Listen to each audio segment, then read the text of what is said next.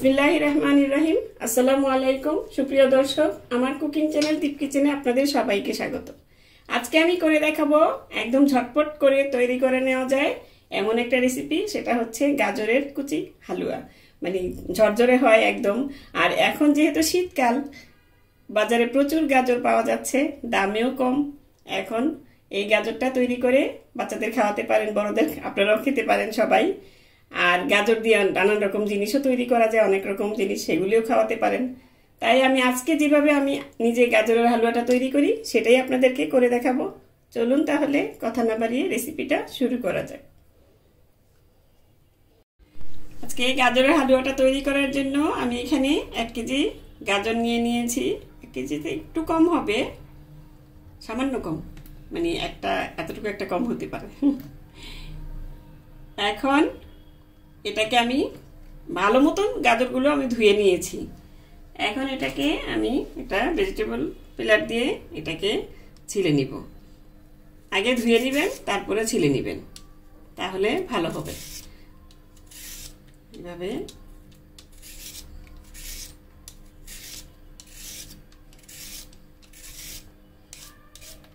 ভালো করে ছিলে নিতে হবে, যাতে মানে কোনো খোসা না থাকে ভালো। আর এই যে এদিকটা এইভাবে ছিলে নেবেন। এটা কম বেশি সবাই পারেন, কেউ বটি দিয়েও কেটে নিতে পারেন। তারপরে এইভাবে ছিলে তারপরে আমি এই মাথাটা একটু কেটে নিব। কেটে নিয়ে সবগুলো ছিলে তারপরে মাথাটা কেটে নিয়ে তারপরে এটা মানে কি বলে এটা গ্রেটার দিয়ে গ্রেট করে নিব। এই দেখুন সবগুলো আমি ছিলে নিয়েছি। এখন আমি এই যে এই মাথাটা আছে মানে পিছনের ছাদটা, এটা একটু কেটে নিব। এদিক দিয়ে একটু থাকে, সেই জন্য কেটে নিব। এখন কেটে নিয়ে তারপরে আমি একটা গ্রেটার দিয়ে গ্রেট করে নিব। এই যে গ্রেটারের ছোট ছিদ্রটা, এটা দিয়ে করবেন, তাহলে গাজরটা খুবই সুন্দর হবে গ্রেট করা। বড়টা দিয়ে করলে কিন্তু ভালো হবে না। এখন আমি এটা দিয়ে গ্রেট করে নিচ্ছি।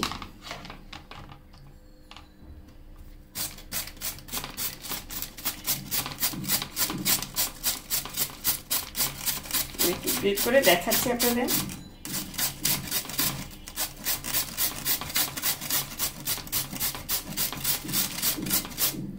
এই দেখুন কত সুন্দর ছোট ছোট একদম কুচি কুচি হয়েছে সুন্দর করে।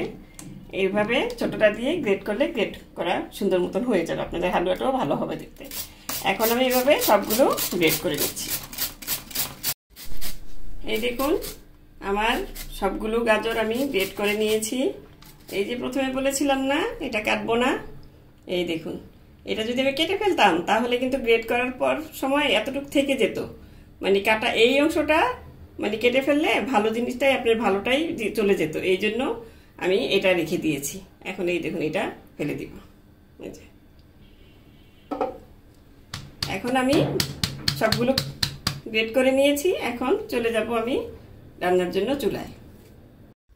চলে এলাম চুলায়। এখন আমি এখানে 1 টেবিল চামচ ঘি দিয়ে নিয়েছি। এখন প্রথমে আমি কিছু কিশমিশ ভেজে নিব। 1 মুঠো কিশমিশ আমি ভেজে নিচ্ছি, এটা গার্নিশিং এর জন্য। যখন আমি গাজরটা প্লেটে সাজাবো তখন এটার জন্য আর কি। আপনারা কাঁচাও দিতে পারেন, অনেকে কাঁচাও দেয়। তো ভেজে নিলে কিশমিশটা খেতে ভালো লাগে, আর ঘিয়ের একটা ফ্লেভার আসে, খুবই ভালো লাগে। কিশমিশটা ভেজে নিতে হবে একদম সোনালি করে, যাতে মানে বেশি কালচে না হয়ে যায়। আবার কালচে হয়ে গেলে কিন্তু আবার কিশমিশের ফ্লেভারটাই নষ্ট হয়ে যাবে। হালকা মানে মিডিয়াম আঁচে আপনি এটা ভেজে নেবেন, তাহলে এটা ভালো হবে।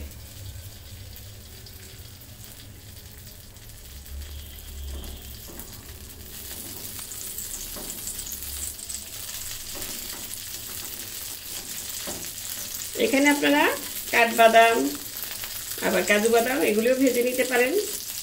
আমার কাছে মানে বেশি ভালো লাগে না, সেই জন্য আমি বাদামটা দিলাম না। আমি পেস্তা বাদাম দিব, সেটা আমি ভাজবো না, এমনিতেই দিয়ে দিব। এই দেখুন কিশমিশটা ফুলে উঠছে।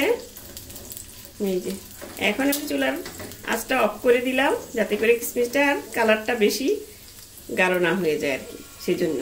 আবার চুলাটা জ্বালানো থাকলে হবে কি অনেক সময় পুড়ে যায়। এই দেখুন কত সুন্দর ভাবে ফুলে উঠেছে, একদম বলের মতন হয়ে গিয়েছে। এখন এটা আমি তুলে নিচ্ছি একটা প্লেটে।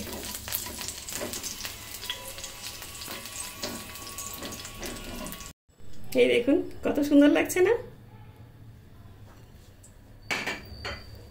এখন এখানে দিয়ে দিচ্ছি আবারও ঘি। আমি ঘিটা একবারে দিব না, ধাপে ধাপে দিব, তাহলে ঘিয়ের ফ্লেভারটা আপনার স্ট্রং থাকবে, ভালো লাগবে হালুয়াটা খেতে। এখন এখানে আমি প্রথমে টেবিল চামচ দিয়ে দিচ্ছি, 2 টেবিল চামচ, 3 টেবিল চামচ দিলাম। আগের ঘিটাও ছিল একটু। এখন এখানে চুলাটা আবার ধরিয়ে দিলাম। এই যে 3টা এলাচ দিয়ে দিয়েছি। আপনারা এলাচের গুঁড়াটাও দিতে পারেন, আমি আস্ত এলাচটাই দিয়েছি।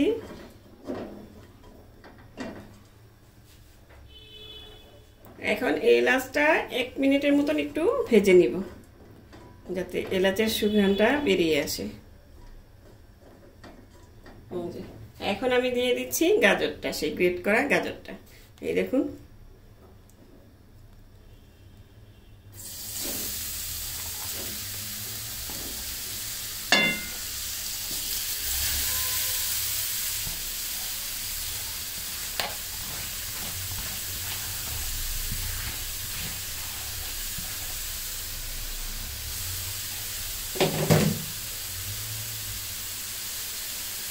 এখন এই গাজরটা দিয়ে তারপরে আমি ঘিয়ের সাথে প্রায় 4-5 মিনিটের মতন ভেজে নিব, যাতে গাজরের কাঁচা গন্ধটা চলে যায়। ঘিয়ের সাথে ভাজা হলে খুবই সুন্দর একটা ঘ্রাণ আসবে, তখন বুঝবেন যে আপনার গাজরটা ভাজা হয়ে গিয়েছে।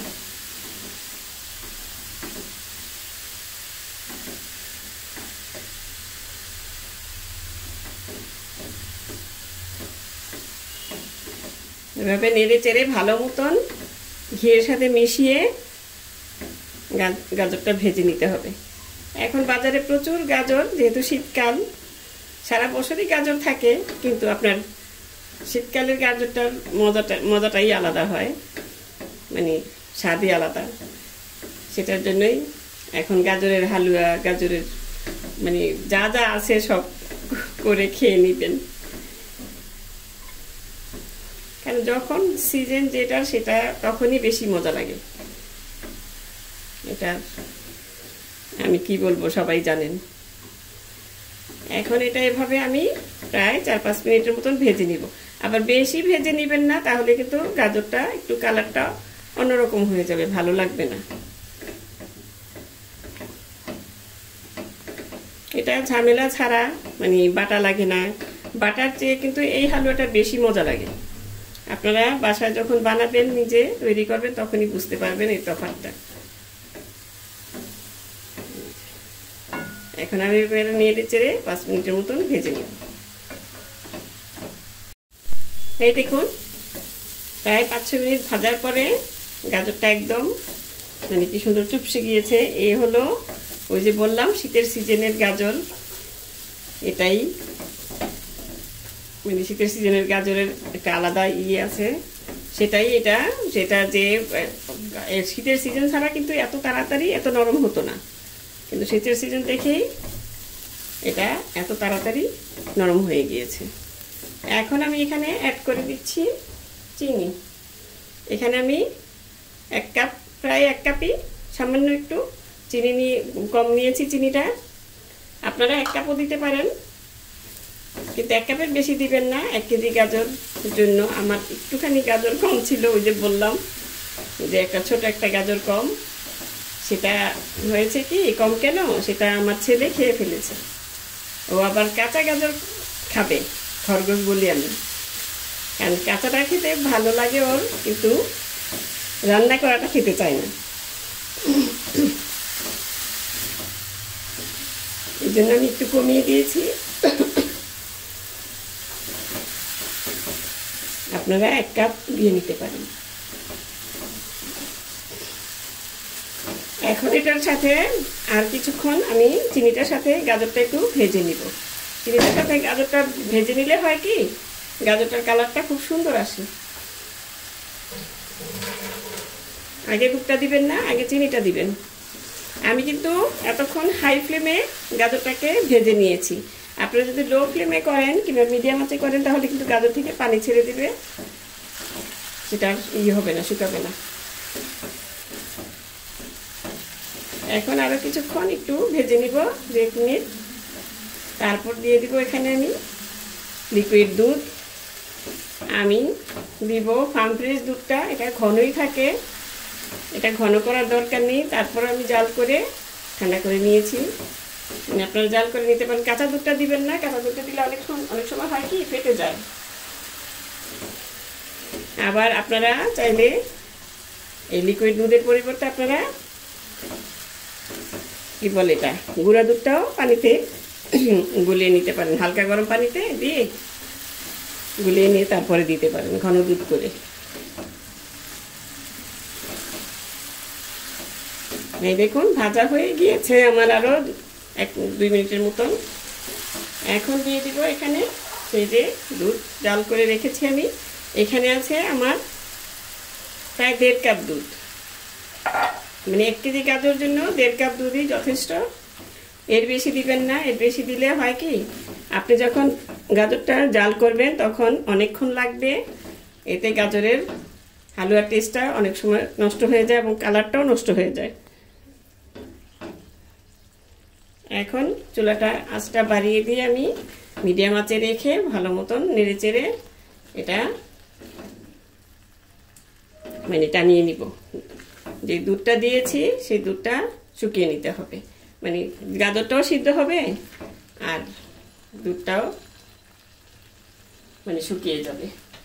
এখন ঢেকে দিতে হবে না, আপনি এভাবে নেড়ে চেড়েই আপনার গাজরের এটা শুকিয়ে নিতে হবে দুধ। তার আগে আমি এখানে দিয়ে দিচ্ছি 1 চিমটি লবণ। যারা মিষ্টিতে লবণ খেতে চান না তারা না দিলেও পারবেন, মানে স্কিপ করতে পারবেন।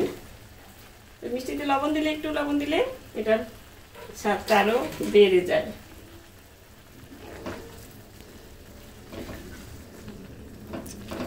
এখন আমি এটা নেড়ে চেড়ে শুকিয়ে নিব। এই ফাঁকে আপনার আমাদের গাজরটাও সিদ্ধ হয়ে যাবে। বাচ্চারা কিন্তু গাজর খেতে চায় না এইভাবে, মানে কাঁচা গাজর খেতে চায় না। কাঁচা গাজর খেতে পারলে তো অনেকই ভালো, কিন্তু যারা খেতে চায় না তাদের জন্য এই হালুয়া, গাজরের বরফি, গাজর দিয়ে নানা ধরনের রান্না করে খাওয়াতে পারেন, কিন্তু বাচ্চাদের উপকার হবে, বাচ্চাদেরকে বড়দেরও সবারই।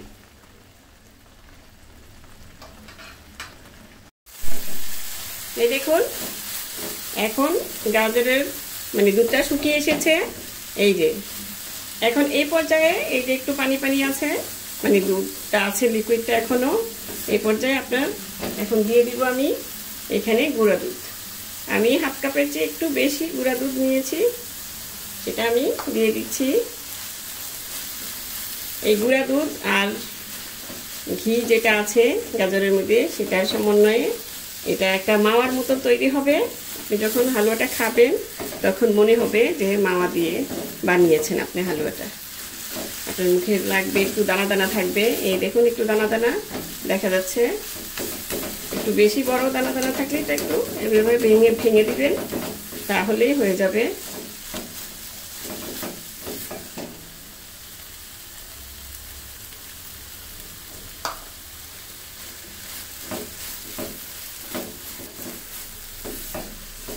এটা কিন্তু আমি মিডিয়াম হাই ফ্লেমেই, মানে হাইয়ের চেয়ে একটু কম রেখে আমি হালুয়াটা বানিয়ে নিচ্ছি, যাতে তাড়াতাড়ি হালুয়াটার পানিটা শুকিয়ে যায়, মানে দুধটা শুকিয়ে যায় আর হালুয়াটা ঝরঝরে হয়ে যায়।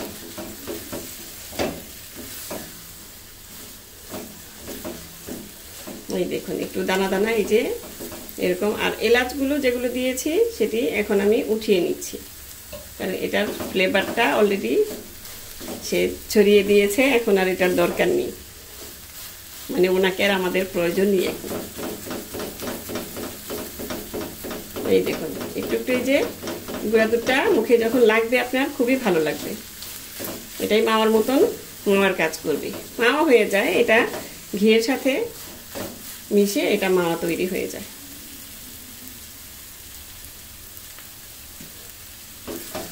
ইনস্ট্যান্ট মাওয়া যেটাকে বলে। আপনারা যদি মাওয়া দিয়ে তৈরি করেন সেটা তো আরো ভালো।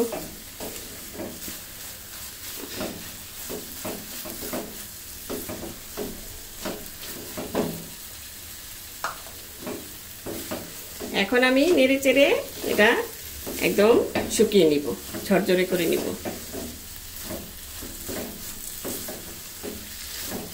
বাকি দুধটুকু দিয়ে দিচ্ছি। আমি একটু একবারে দিতে পারেন, কিন্তু একবারে দিলে অনেক সময় বড় বড় দলা পেকে যাবে, এই জন্য আমি কিছুক্ষণ পর পর 3 বারে দিলাম, অ্যাড করলাম গুঁড়া দুধটা।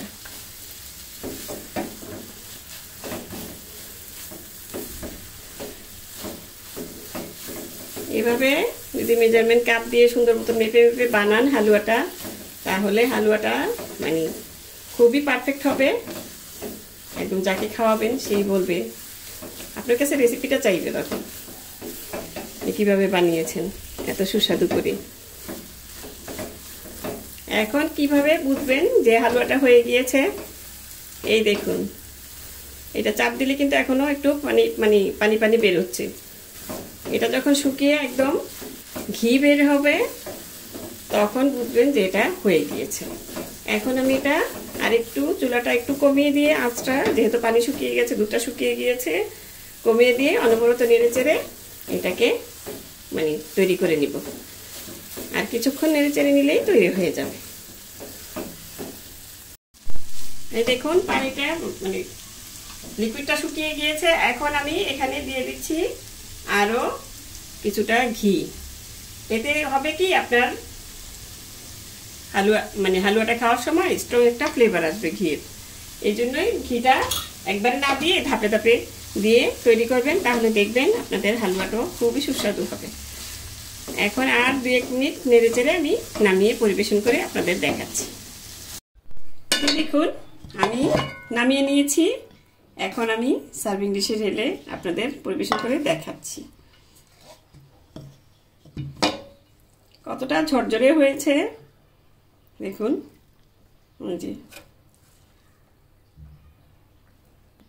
দেখতেও কালারটাও খুবই সুন্দর রয়েছে। যেহেতু আমি তাড়াতাড়ি ঝটপট করে নিয়েছি, বেশি আঁচ দিয়ে আস্তে আস্তে হালুয়াটা তৈরি করিনি, এই জন্যই কিন্তু এরকমটা হয়েছে।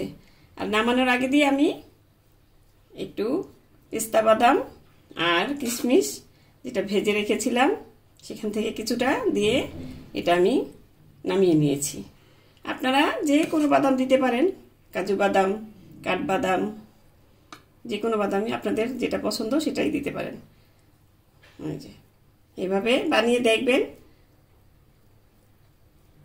আশা করি আপনাদের তো আমার চেয়েও ভালো হবে। যদি ঠিক মতন মেজারমেন্টটা ঠিক রাখতে পারেন, আমি যেভাবে মেপে মেপে দেখিয়েছি সেভাবে যদি করেন, তাহলে আপনাদের হালুয়াটাও খুবই সুস্বাদু হবে।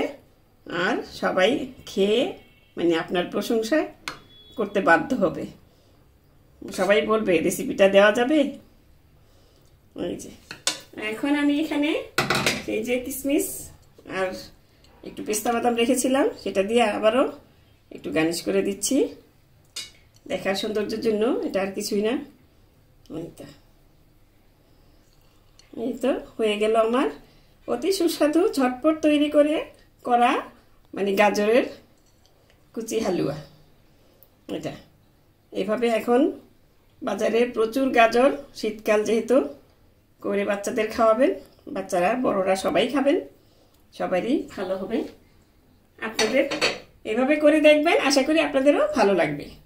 তো দর্শক, আজ এ পর্যন্তই। রেসিপিটি ভালো লাগলে প্লিজ আমার চ্যানেলটি সাবস্ক্রাইব করে নিয়মিত চ্যানেলটির পাশে থাকবেন। সুস্থ থাকবেন, ভালো থাকবেন, ঘরে তৈরি খাবার খাবেন। আল্লাহ হাফেজ।